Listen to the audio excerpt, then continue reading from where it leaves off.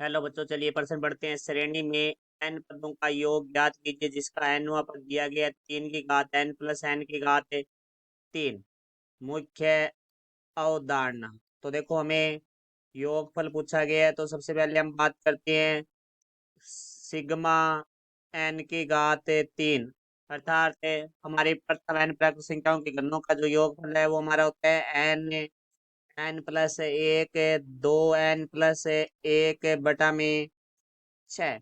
और यहाँ से हमारा यदि गुणोत्तर श्रेणी है तो गुणोत्तर श्रेणी में हमारा जो एस एन होता है, एन पदों का योग होता है, वो होता है ए गुणा में आर की घात एन माइनस 1 बटा में आर माइनस 1, जब आर बड़ा है हमारा 1 से। तो अब देखो, हमें जो प्रश्न दिया गया है उसके बारे में बात करते हैं।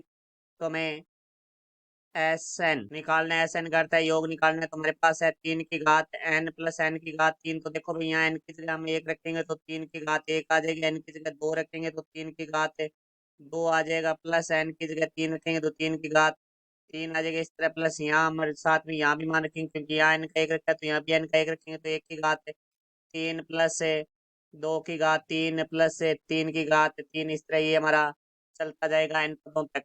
तो यहाँ से देखो भाई, इस श्रेणी के लिए हम बात करते हैं तो हमारे पास ए का मान है वो 3 है, क्योंकि प्रथम पद है। और आर का मान है वो हमारे पास होगा ए 2 बटे ए 1 होता है, तो 3 की घात 2 बटे 3, तो यहाँ से आ जाएगा 3।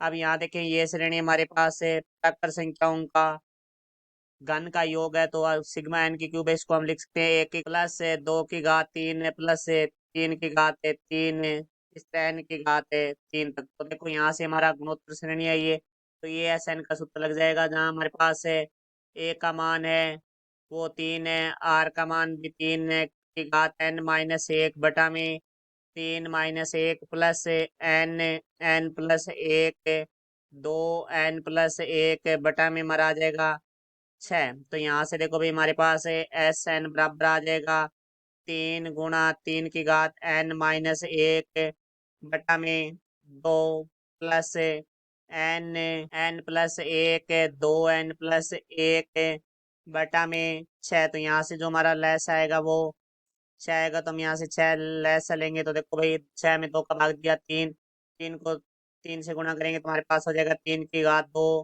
गुणा 3 की घात n minus 1 plus n n plus 1 2n plus 1।